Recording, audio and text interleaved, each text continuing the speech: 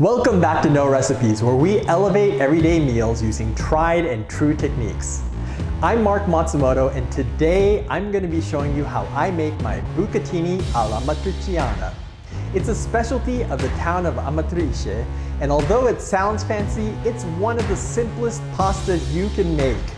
With guanciale sauteed with shallots and stewed tomatoes, it comes together in a matter of minutes. Are you with me? All right, let's get started. Today, we're gonna be using some guanciale, pepper flakes, olive oil, red onion, red wine, stewed tomatoes, salt, tomato paste, pecorino romano, and of course, bucatini. It's a fantastic thick pasta with a hole running through it, which makes it cook in about the same time as spaghetti. I love it because the girth helps it hold on to thick, chunky sauces like this. But you can also use spaghetti.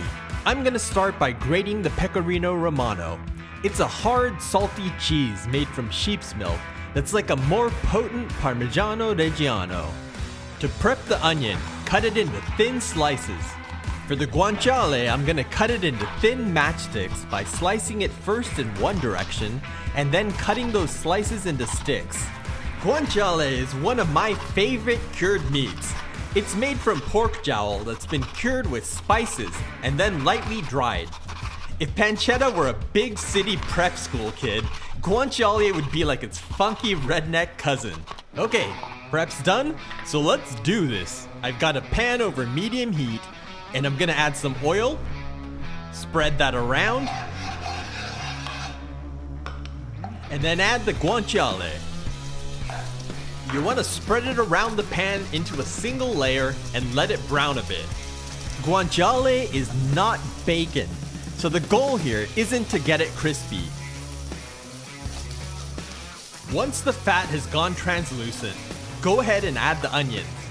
Give that a stir, and then I'm gonna add in the pepper flakes. Now we're just gonna saute this until the onions are tender.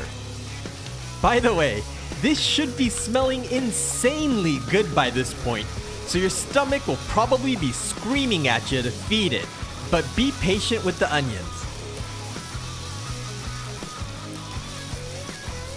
Now I'm gonna turn up the heat and hit it with some red wine. We want to let this boil long enough for the alcohol to burn off. Okay, add some stewed tomatoes, tomato paste, and the salt. Then I'm gonna use a spatula to break up the tomatoes into smaller pieces. You're probably wondering why I don't just use the ones that come pre-chopped, and I have a good reason. The chopped ones get picked greener, so they don't turn to mush once canned. This makes them sour and less flavorful than the whole tomatoes, which are picked when they're ripe. Now we're just gonna turn the heat down a bit and let this reduce while we boil the pasta. I've got a big pot filled with well-salted boiling water, and I'm gonna go ahead and add the bucatini. I usually like to cook the pasta for about 2 minutes less than what the package directions say, because I'm gonna finish cooking it in the sauce. Okay, pasta's done, so we're gonna go ahead and drain it. You may want to set some of the boiling liquid aside to add back into your sauce in case it's gotten too thick. That sauce is looking good. I'm gonna go ahead and add the pecorino romano. Yeah, look at how thick and chunky that is. Are you hungry yet? Okay, let's add the bucatini and stir that around. If you want it to be more saucy, you can add some of the boiling liquid you saved back in. But I like my amatriciana to be nice and thick.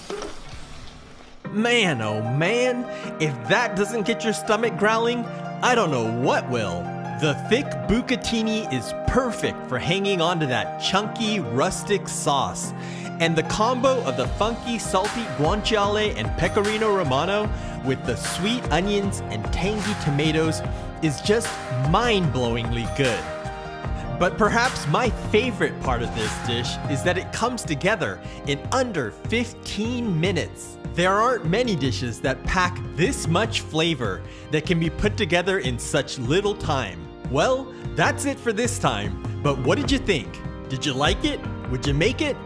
Let me know in the comments below, and while you're down there, be sure to give us a big thumbs up and hit that subscribe button and notification bell so you don't miss the next one. See you next Sunday!